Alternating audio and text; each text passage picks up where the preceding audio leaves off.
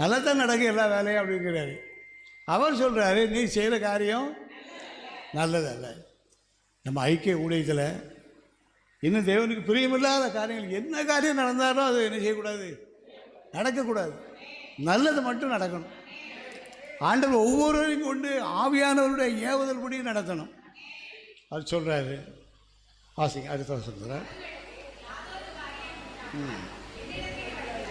இவர் மோசே சொல்கிறாரு, ஜனங்களுடைய பிரச்சனைகள்லாம் கண்டு என்கிட்ட வராங்க.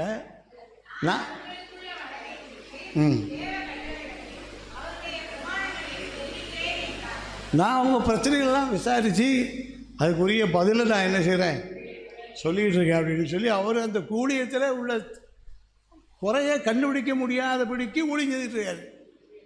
நானும் நீங்களும் செய்து கொண்டிருக்கிற ஊழியத்தில் குறைகளை கண்டுபிடிக்காமல் ஊழியம் செய்யக்கூடாது. ஊழியம் செய்யணும்.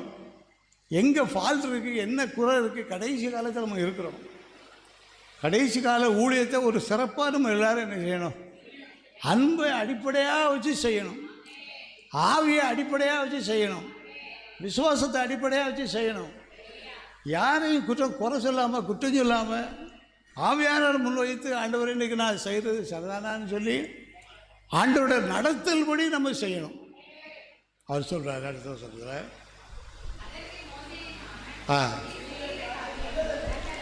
நல்ல ஒரு ஆலோசனையை சொல்கிறார்.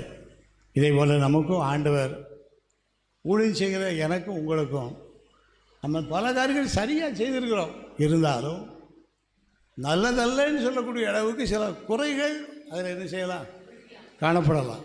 பாட்டு பாடலில் குறைகள் இருக்கலாம், சாட்சி சொல்வதில் குறைகள் இருக்கலாம், ஜெபம் பண்ண நடத்துகிற குறைகள் இருக்கலாம், செய்தி கொடுக்குற குறைகள் இருக்கலாம், ஐக்கியத்தில் நம்மளை நடத்துகிற விஷயங்களில் நாம் நடந்து கொள்கிற விஷயத்தில் சில குறைகள் என்ன செய்யலாம், இருக்கலாம்.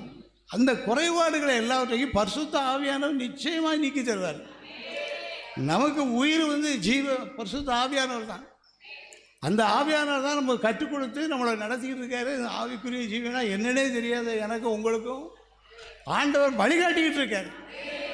இந்த அளவுக்கு நம்மளெல்லாம் எழுப்பியிருக்கார் ஆண்டவர். இன்னும் எழுப்புவார்.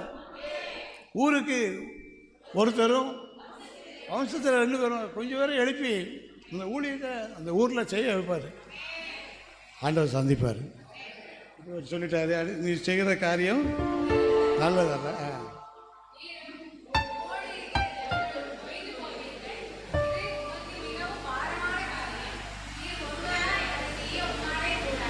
நல்ல ஆலோசனை.